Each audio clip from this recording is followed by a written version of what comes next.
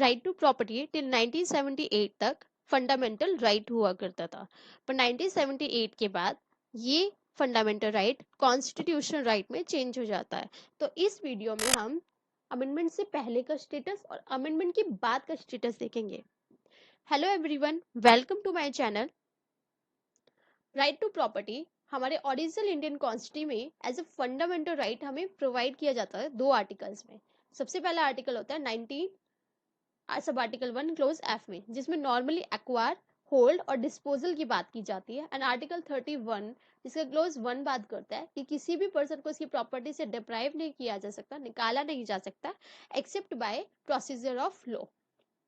कोई भी enacted act जिसमें एक फेयर और रीजनेबल मैनर प्रोवाइड किया गया हो, उसी मैनर से किसी भी पर्सन की प्रॉपर्टी को लिया जा सकता है। दूसरा था कि किसी भी पर्सन की प्रॉपर्टी को सिर्फ और सिर्फ पब्लिक पर्पस के लिए ही लिया जा सकता है, और कंपनसेशन ऑफ अमाउंट जो है वो एडुकेट है या नहीं है, इसे आप कोर्ट पे भी लेके नहीं जा सकते थे। ठीक है, तो ये तो हमारा आर्टिकल 19 एंड आर्टिकल 31 जो कि 1978 तक था, पर 1978 के अमेंडमेंट जो था 44th अमेंडमेंट, इसके थ्रू ओमिट कर दिया जाता है, खत्म कर दिया जाता है, और एक नया आर्टिकल क्रिएट होता है 300। तो जब 19 और 31 खत्म होता है तो मतलब हमारा फंडामेंटल राइट भी खत्म हो जाता है, और 300 ए जो आता है ये क्रिएट करता है कॉन्स्टिट्यूशनल राइट रिगार्डिंग प्रॉपर्टी। इसमें आर्टिकल 31 सब क्लोज ए जो था, आर्टिकल 31 का जो क्लोज 1 था वही एड ऑन कर दिया जाता है कि किसी भी पर्सन को उसकी प्रॉपर्टी से डिप्राइव नहीं किया जा सकता except by procedure of law.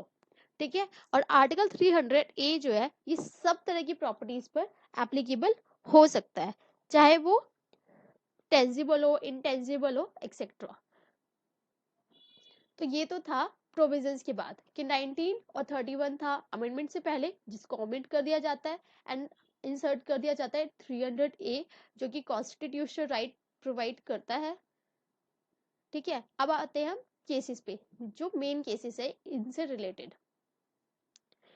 Katie plantation private limited versus Karnataka 2011 का केस है। इस केस में सुप्रीम कोर्ट का क्या कहना था कि जो राइट टू प्रॉपर्टी है ये बेसिक स्ट्रक्चर का पार्ट नहीं है, क्योंकि बेसिक स्ट्रक्चर होता तो अमेंड तो कर ही नहीं पाते इसको। तो इस केस में सुप्रीम कोर्ट क्या कहती है कि right to property basic structure का पार्ट नहीं है, और गवर्नमेंट किसी भी प्रॉपर्टी को, किसी भी पर्सन की प्रॉपर्टी को एक्वायर कर सकती है फॉर द गुड फेथ।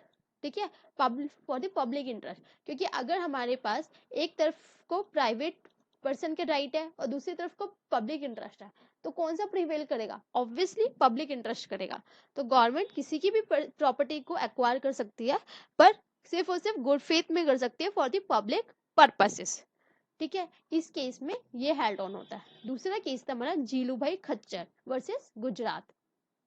इस केस में क्या बोलते हैं कि राइट टू प्रॉपर्टी ना तो अब हमारा फंडामेंटल राइट रहा है, ना ही ये बेसिक स्ट्रक्चर है, पर कोर्ट जो है, जो कंपनसेशन अमाउंट है ये फेयर है या नहीं है, इसको जरूर देख सकती है। क्योंकि अगर कंपनसेशन ऑफ अमाउंट जो है वो एडिक्वेट नहीं होता है, तो कोर्ट उस एक्विजिशन को सेट असाइड भी कर सकती है अकॉर्डिंग टू आर्टिकल 226 में जाकर।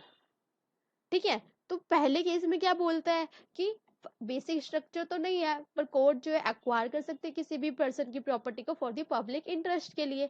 ठीक है, और दूसरे में क्या बोलता है, ना तो ये फंडामेंटल राइट है ना बेसिक, पर फिर भी कंपनसेशन तो जो स्टेट है वो देगी देगी, बिना कंपनसेशन के तो कोई भी प्रॉपर्टी एक्वायर नहीं हो सकती। क्योंकि अगर किसी बंदे का लॉस हो रहा है तो उसको गुड कॉज, गुड में बदलना वो स्टेट की ड्यूटी बन जाती है। तो कंपनसेशन फेयर है या नहीं है, कोर्ट इसे देख सकती है। अगर ये गलत होता है, अगर ये फेयर नहीं है, तो कोर्ट जो है इस एक्विजिशन की प्रोसीडिंग को सेट असाइड भी कर सकती है। ठीक है, इसी से रिलेटेड 2020 में एक नया केस आया था विद्या देवी वर्सेस हिमाचल प्रदेश, जिसमें कहा गया था कि किसी भी पर्सन को फोर्सिबली अगर डिस्पोज किया जाता है, वो भी बिना प्रोसेस के, तो ये ह्यूमन राइट का भी वायलेशन है प्लस कॉन्स्टिट्यूशनल राइट का भी वायलेशन है। ठीक है,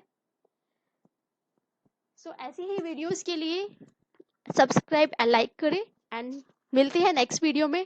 तब तक के लिए बाय एंड टेक केयर।